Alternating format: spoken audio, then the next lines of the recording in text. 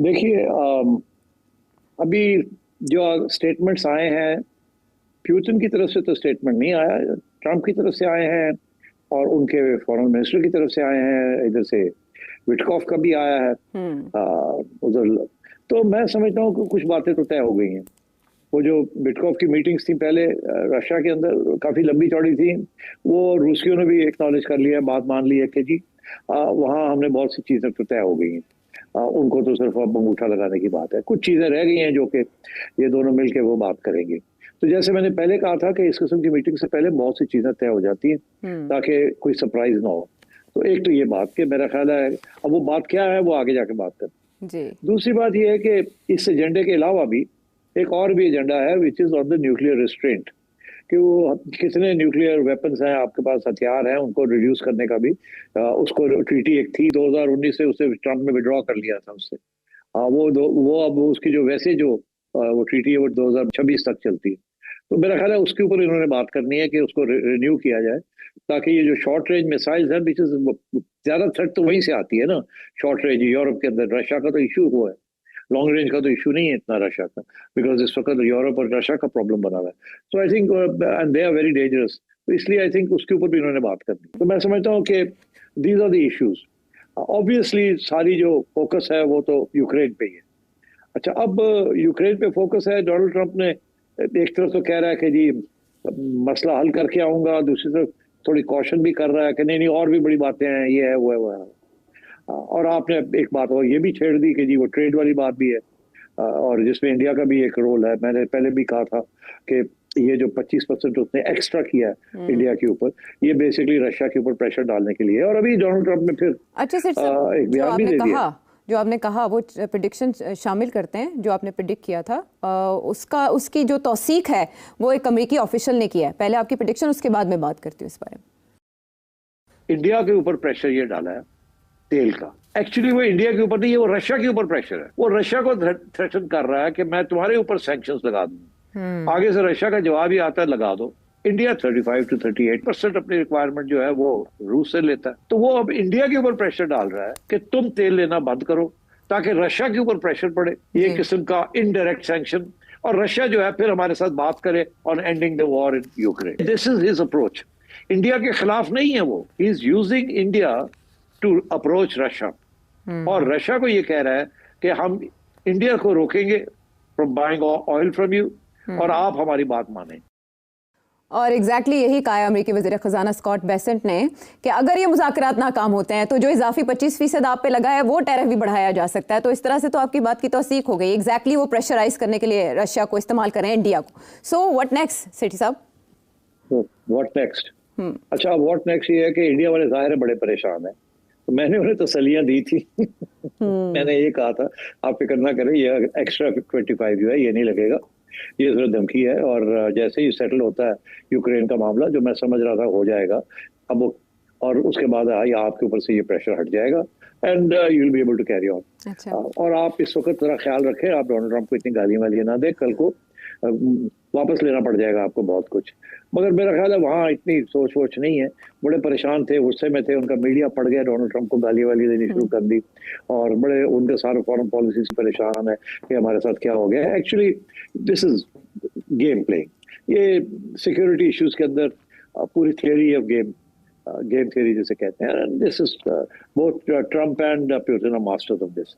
बहरहाल मैंने पहले भी कहा था कि रशिया के लॉन्ग टर्म इंटरेस्ट हैं यूक्रेन में, और यूरोप के लॉन्ग टर्म इंटरेस्ट हैं यूक्रेन में, और ट्रंप के शॉर्ट टर्म इंटरेस्ट हैं यूक्रेन जी।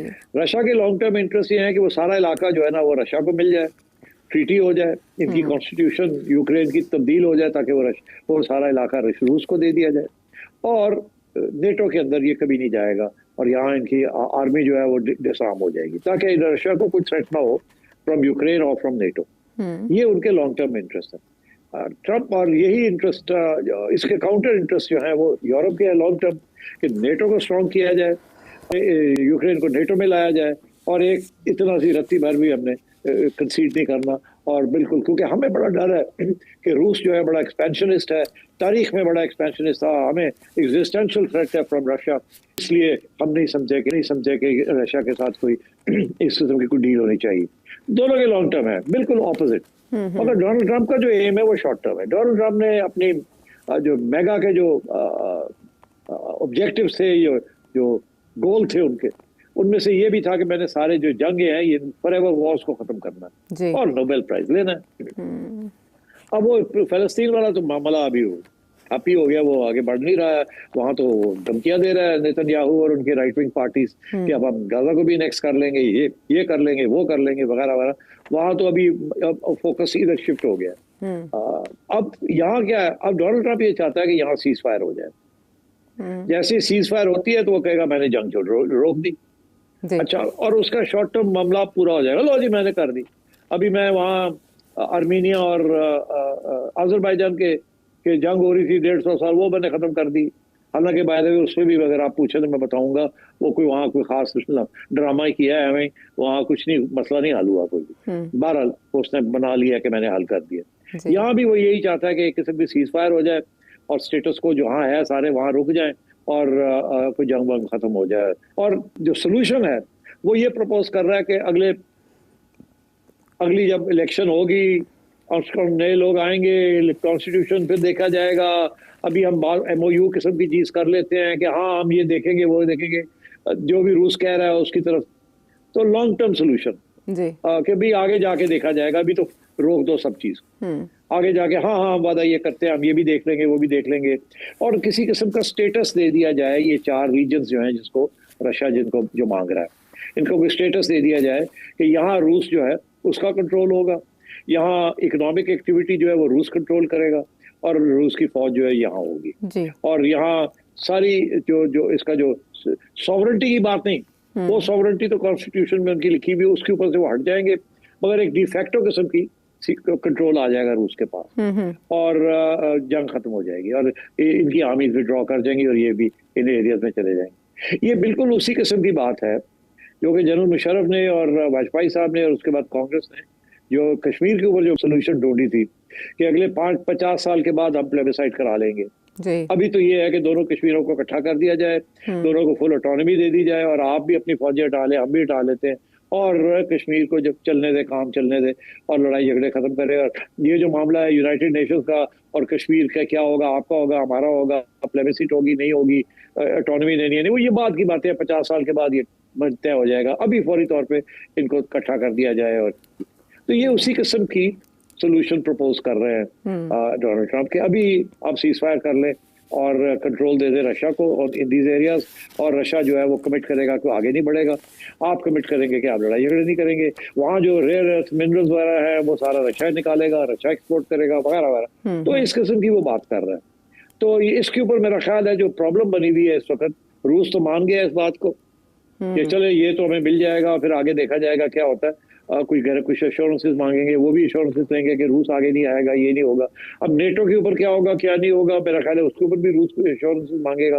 वो क्या वो मिलते हैं नहीं मिलते, फर्स्ट स्टेज में क्या होता है, सेकंड स्टेज में क्या होता है, बातचीत आगे चलती है, स्ट्रेट अवे तो सीज फायर हो जाएगी एंड सो ऑन। अब मसला बना हुआ यूरोपियंस का और ज़ेलेंस्की का।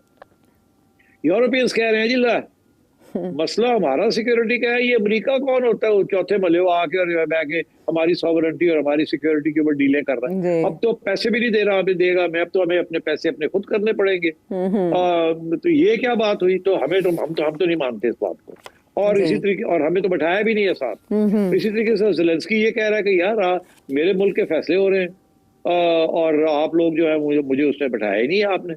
तो मेरा ख्याल है डोनाल्ड ट्रंप जो है ना वो इस वक्त बिल्कुल जैसे बुली की तौर पे वो काम करना चाह रहा है कि बस मैंने डन कर दिया और मैं मना लूंगा बाकी सबको, यूरोपियंस को भी मना लूंगा और ज़ेलेंस्की को भी मना लूंगा। और ज़ेलेंस्की के ऊपर तो उसका ये है ना कि तुम अगर नहीं मानोगे तो हम हथियार देने बंद कर देंगे और तुम 1 महीने के अंदर फारग हो जाओगे, फिर क्या करोगे? ठीक। और यूरोपियंस के पास इतना है नहीं जान कि वो हथियार दे दें उसको या उसको डिफेंड कर सके। तो उसके पास तो ये जिसे कहते हैं ना ट्रम्प कार्ड है कि मेरी बात मानो, नहीं तो फिर ठीक है हम आपको हथियार देने बंद कर देते हैं, मिसाइल देनी बंद कर देते हैं, आर्टिलरी शेल देने बंद कर देते हैं, तो आपकी फौज वैसी डिफीट हो जाएगी, तो फिर क्या करेंगे आप? तो इस किस्म की बातचीत अभी चल रही है। मेरा ख्याल है कि ये रातों रात कोई बड़ी अग्रीमेंट नहीं होगी। जो भी होगा आज के दिन रात को जब कोई खबर मिलेगी, हो सकता है इसके बाद कोई और मीटिंग्स प्लान की जाए, हो सकता है कुछ डिटेल्स आ जाए, कुछ डिटेल्स रह जाए। उसके बाद फिर डोनाल्ड ट्रंप की यूरोपियंस के साथ मीटिंग्स होंगी, ज़ेलेंस्की के साथ मीटिंग होंगी, लोगों को मनाना है आगे जाने का। मगर आई थिंक गाड़ी को चला लेगा इस मीटिंग। आरजी सीज फायर हो सकता है, अगर आरजी सीज फायर का ऐलान हो जाए तो ये भी कामयाबी होगी उनकी, ये भी कामयाबी होगी आरजी सीज फायर। मगर उसके अंदर बड़ी स्ट्रिक्ट कंडीशंस रशिया इंपोज करेगा, बिकॉज सिचुएशन ये है कि रशिया इस वक्त जीत रहा है। तो रशिया के लिए सीज फायर करना विदाउट आयरन क्लाड गारंटीज कि ये लोग अपने आप को तगड़ा नहीं करने की कोशिश करेंगे ड्यूरिंग दिस टाइम, उसके बगैर रशिया नहीं मानेगा बात। तो इसलिए यूक्रेन फोर्सेस को विड्रॉ करना पड़ेगा जहां जहां भी वो हैं, और रशियंस को कंट्रोल देना पड़ेगा ओवर दीज एरियाज। अगर नहीं देंगे तो रशिया अपनी ये बात नहीं मानेगा किसी की। तो अब देखना ये है कि क्या फाइनल किस किस्म की शेप आती है। बट ब्रॉडली स्पीकिंग मैंने आपको बताया किस तरह मामला आगे बढ़ रहा है। आपके एनालिसिस से भी ये लग रहा है जैसे एज इन मुज़ाकरात में पुतिन को या रशिया को हासिल है, लेवरेज भी उनको ज्यादा हासिल है इन मुज़ाकरात में। उस दो वजह बिल्कुल सही है, उसकी दो वजूहत है। एक ये कि डोनाल्ड ट्रंप बड़ा कीन है जल्दी से कुछ मैं करूं, तो जल्दी में करने में कंसेशन देनी पड़ती है। ठीक तो शॉर्ट टर्म करना चाह रहा है। रशिया के लिए ये है कि रशिया जो है वो इस वक्त जीत रहा है, उसकी फौजें बढ़ रही हैं और यूक्रेन की डिफीट नजर आ रही है। तो इसलिए I think Russia is in a strong position, आपने सही कहा, और वो एक्सट्रैक्ट करेगा कंसेशन।